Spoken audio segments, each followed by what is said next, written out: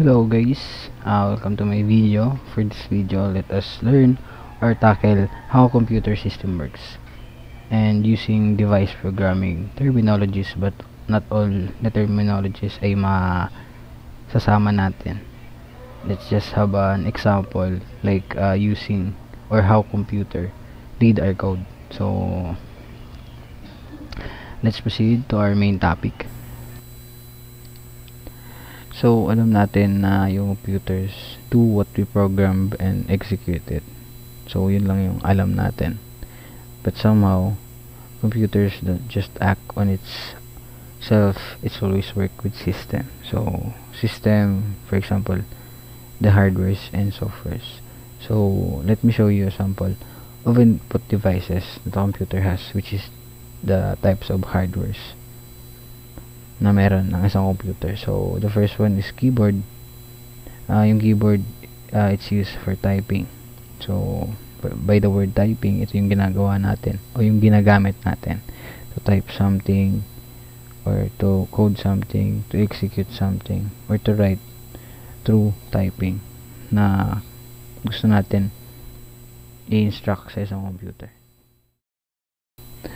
So, for the second one, which is a mouse. So, ito yung ginagamit natin to point or move an object in one place to another.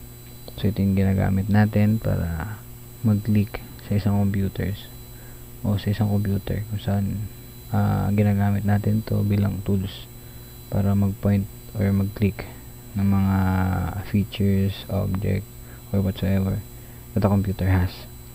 So, that's for the input devices. So, on the other hand, output devices. So, I only have one example, which is the monitor. So, the monitor gives or show a virtual versions of what an input device is. So, which means, yung monitor, nagbibigay ito ng display ng mga bagay na ginagawa natin sa isang computer.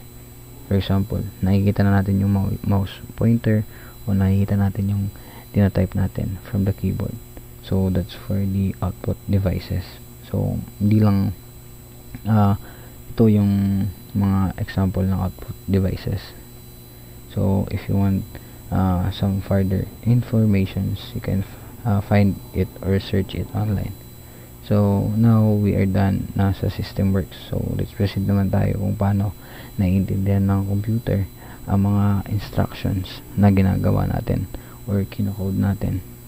So, alam natin sa mundo ng computers, mga words or instructions na pinoprogram natin does not understand it because the instructions we write or type is the so-called source code. So, ito yung source code na nagmula sa tao na kinocode to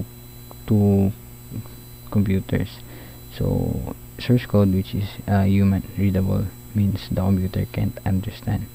So, yung source code ay hindi ito naiintindihan ng computer. So, that's why computers has a compiler that receives the source code into machine codes that the computer can understand. So, ang computer mayroong compiler na kung saan tinatanggap niya yung source code at kino-convert niya ito o tinatranslate o ginagawa niyang machine code para yung computer ay maintindihan ito. So, yung compiler, ito yung nag-act as a translator na kino-convert yung English into a language that computer speaks or understand. So, alam natin na computer ay hindi niya naiintindihan yung English language because the computer has a language which is the binary or the bits. So, the binary, it gives a binary instructions to execute the correct instructions given to the computers. So, ito yung binary na language na meron ang computer. So, may algorithm yan on how to work the binary. So, ganyan ang computer bumasa ng code. So, it's not always what we know at first place. So, we must know the alphabet. So, that's all for this video. I hope you learned something from it and I wish you the best of luck and good luck in your studies. Thank you.